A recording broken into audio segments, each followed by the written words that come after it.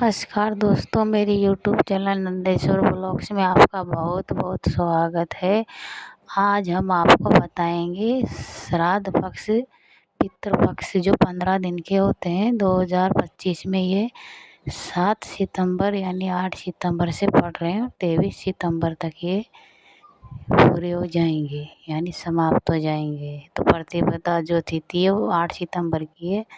बहुत सारे लोग 7 सितंबर से बताते हैं। वैसे शुरू तो ये पूर्णिमा के दिन शाम से ही हो जाते हैं, पर जो पूजा जो होती है इनकी पितृपक्ष का खाना वगैरह बनाते हैं तो ये प्रतिपदा से शुरू होता है।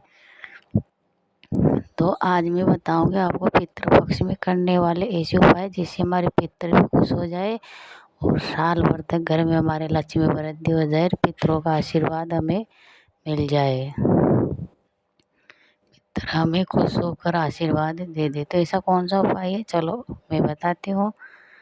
ये शिव महापुराण के बताए गए उपाय है, तो वही मैं आपको बता रही हूँ। उससे पहले मेरे चैनल को सब्सक्राइब ज़रूर करिएगा दोस्तों। आपके एक सब्सक्राइब से एक किसी का हौसला बढ़ता है, तो ज़रूर करिएगा सब्सक्राइब, शेयर और लाइक। तो आज मैं आपको बता रही हूँ पितृपक्ष में करने वाले विशेष उपाय। तो सबसे पहला उपाय क्या है कि आपको एक बेल पत्र लेना है और एक लोटा जल लेना है। तो बेल पत्र के दोनों पत्ती जो रहती है साइड की जुड़ी हुई, उन पत्तियों पर आप कच्चा दूध लगाइएगा गाय का। अगर गाय का नहीं मिले तो आप भैंस का जो भी मिले कच्चा दूध उस पर लगाइएगा। उसके बाद उस बेल पत्र को आप शिवलिंग पर रख दीजिएगा, चढ़ा दीजिएगा। और जो बीच वाली पत्ती है, ऊपर वाली जो पत्ती रहती है, वो उस पर आप धीरे धीरे एक धारा से जल चढ़ाइएगा। तुम रेकेश्वर महादेव के नाम से और अपनी मनोकामना नाम और गोत्र बोल दीजिएगा। देखना आपको पितृपक्ष के बाद कितना लाभ, हर मनोकामना पूरी हो जाएगी। तो आप जल चढ़ाए उस टाइम अपनी मनोकामना ज़रूर बोल दें, तो पितृपक्ष आपको आशीर्वाद ज़रूर देंगे। पहला उपाय तो हो गया। दूसरा उपाय जो है वो ये है कि आपको अपना जो घर का परिंदा होता है, रसोई घर में जहाँ भी हो, पानी का स्थान जहाँ रहता है मटके के पास में, वहाँ पर आप अच्छे से सफाई करके और नाइट को सोते समय आप 15 दिन भी कर सकते हो, आप 1 दिन भी कर सकते हो, आप 2 दिन भी कर सकते हो। जिस दिन आपको टाइम मिले तो आप एक कटोरी में कच्चा दूध लीजिएगा। उसके बाद एक बेल पत्र लीजिएगा और उस बेल पत्र दूध को आप परिंदे में रख दीजिएगा। सुबह उठकर नहा धो के चारों तरफ घर में घुमाकर आप उस दूध को तो अशोक सुंदरी के जो जगह रहती है जलादायु के ऊपर, अशोक सुंदरी की जगह एक साइड गणेश जी रहते हैं, एक साइड कार्तिकी जी और बीच में अशोक सुंदरी का निशान रहता है। तो आप उस दूध को वहाँ पर चढ़ा दीजिएगा। उसके बाद जो बेलपत्र आप शिव जी पर चढ़ाकर 1 लोटा जल आप शिव जी को समर्पित कर दीजिएगा। अपना नाम और गोत्र बोलकर आप कोई से भी शिव जी का नाम लेकर चढ़ा दे, अपनी मनोकामना नाम और गोत्र बोल दे। तो ये भी एक लक्ष्मी वृद्धि पितृ का आशीर्वाद पाने के लिए उपाय है। उसके बाद हमें दूसरा उपाय क्या करना है कि हमारे घर में तुलसी रहती है। अगर तुलसी नहीं है तो आप ज़रूर पौधा लाकर लगा लीजिएगा।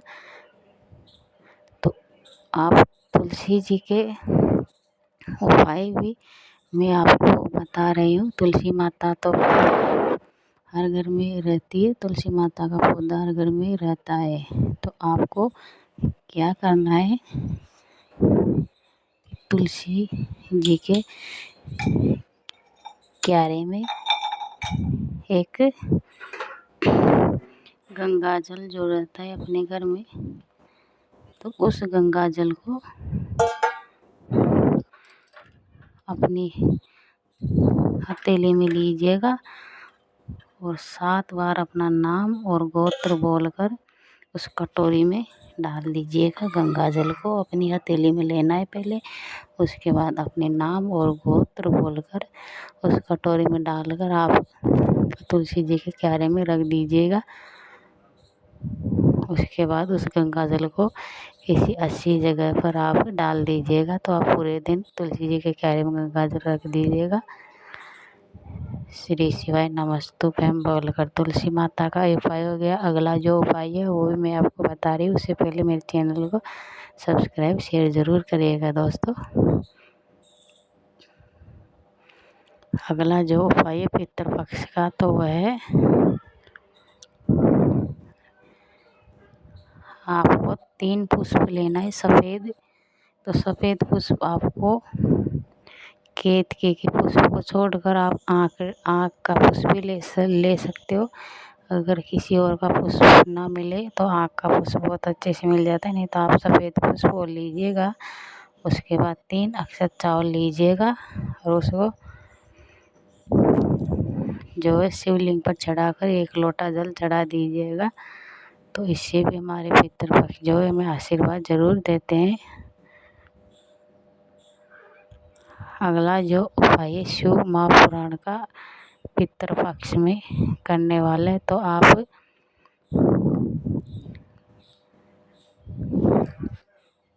गौ माता को रोटी ज़रूर दीजिएगा। तो गौ माता को रोटी कैसे देना है वो मैं आपको बता रही हूँ। आपको खीर बनानी है, गाय के दूध की खीर, और रोटी गरम रोटी होनी चाहिए। तो खीर आप जितना हो सके उस रोटी में डाल लीजिएगा और थोड़ा सा गुड़ या शक्कर डालकर आप वर्ष कभी या विष कभी नाम से आप गौ माता को खिलाकर आशीर्वाद ले लीजिएगा।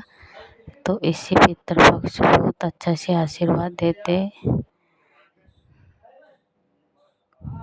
गौ माता को पितृपक्ष में रोटी खिलाना बहुत अच्छा माना गया है। और कौवा को भी आप ज़रूर रोटी खिलाए, पक्षियों को खिलाए, दाना पानी ज़रूर खिलाए। और पितृपक्ष में जो है